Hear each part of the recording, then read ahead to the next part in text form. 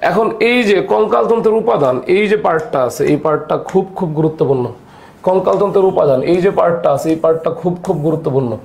এই পার্ট থেকে পরীক্ষায় প্রশ্ন আসবে, kind of sure shot, kind of sure shot. ঠিক আছে, দেখেন কঙ্কালতন্ত্রের উপাদান কয় ধরনের? 5 ধরনের। কয় ধরনের? 5 ধরনের। কি কি উপাদান আমরা একটু দেখি। প্রথমে অস্থি, তারপর কি কোমলাস্থি বা তরুণাস্থি, তারপর কি লিগামেন্ট, তারপর কি লিগামেন্ট। ঠিক আছে, আচ্ছা, তারপর কি টেন্ডন, টেন্ডন, টেন্ডন, তারপর কি অস্থিসন্ধি। এই 5টা উপাদান খুবই গুরুত্বপূর্ণ, খুবই গুরুত্বপূর্ণ। ঠিক আছে, খুবই গুরুত্বপূর্ণ। তো দ্য ফ্যাক্ট ইজ, আমরা যদি এইটাকে মানে হচ্ছে এই বইয়ের মতো না পড়ে নিজেরা একটা ছবি এঁকে পড়ি, নিজেরা একটা ছবি যদি এঁকে পড়ি, তাহলে আই থিঙ্ক আমাদের এটা বোঝাটা একটু সহজ হবে।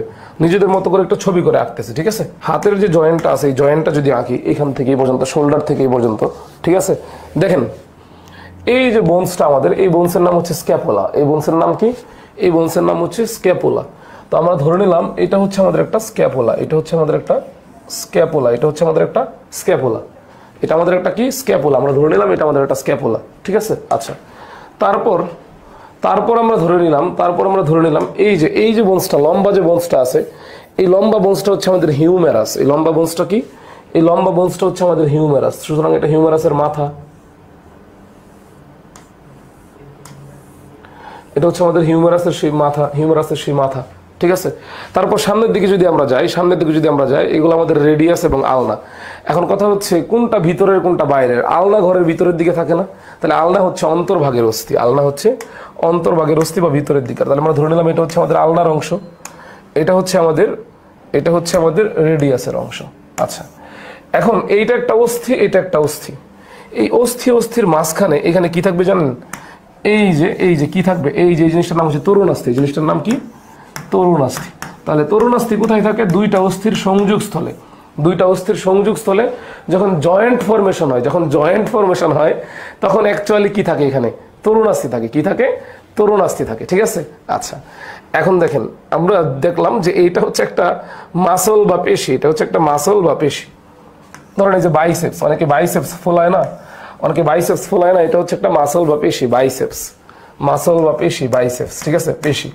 ঠিক আছে, আচ্ছা, অনেকে যে তৌফিক বাইসেপস ফোলাইতে চায়, মাঝে মাঝে তৌফিক এখানে বাইসেপস ফোলাইতে চায়।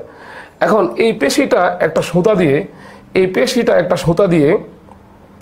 একটা সুতা দিয়ে এই অস্থির সাথে যুক্ত আছে, এই যে অস্থির সাথে যুক্ত আছে। এই যে সুতাটা, এই সুতাটার নাম হচ্ছে টেন্ডন। এই সুতাটার নাম কি? এই সুতাটার নাম হচ্ছে টেন্ডন।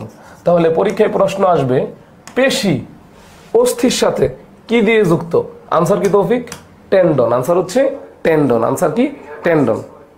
আনসার কি? আনসার হচ্ছে টেন্ডন। আচ্ছা, আর দেখেন এই যে এইখান থেকে যদি একটা সুতা এইখানে ধরেন এভাবে বেঁধে দেওয়া যায়, এখান থেকে আরেকটা সুতা ধরেন এখান থেকে এভাবে বেঁধে দেওয়া যায়, তাহলে এই জয়েন্টটা আরো কি হবে? আরো স্টেবল হবে, তাই না? আরো স্টেবল হবে কাইন্ড অফ। তো দ্যাটস ওয়াই এই যে সুতা দিয়ে আমরা, এই সুতাটার নাম হচ্ছে লিগামেন্ট। এই সুতাটার নাম কি? এই সুতাটার নাম হচ্ছে লিগামেন্ট। লিগামেন্ট। তাহলে লিগামেন্ট কাকে যুক্ত করতেছে? দেখেন তো, এই যে অস্থি এবং অস্থি, অস্থি এবং অস্থি। লিগামেন্ট কাকে যুক্ত করতেছে? লিগামেন্ট কাকে যুক্ত করতেছে? অস্থি এবং অস্থিকে। টেন্ডন কাকে যুক্ত করতেছে? টেন্ডন যুক্ত করতেছে পেশি এবং অস্থিকে, পেশি এবং অস্থিকে। এই দুইটা জিনিস আপনাকে অবশ্যই জানতে হবে। আমরা কাইন্ড অফ ম্যাথমেটিক্সের সূত্রের মতো এখন কি লিখবো বলেন তো? ম্যাথমেটিক্সের সূত্রের মতো আমরা লিখবো টেন্ডন ইজ ইকুয়াল টু অস্থি যোগ পেশি, অস্থি যোগ পেশি, বোন প্লাস মাসল। ঠিক আছে, আচ্ছা, তারপর আমরা কি লিখবো? লিগামেন্ট ইকুয়াল টু অস্থি যোগ অস্থি, অস্থি যোগ অস্থি।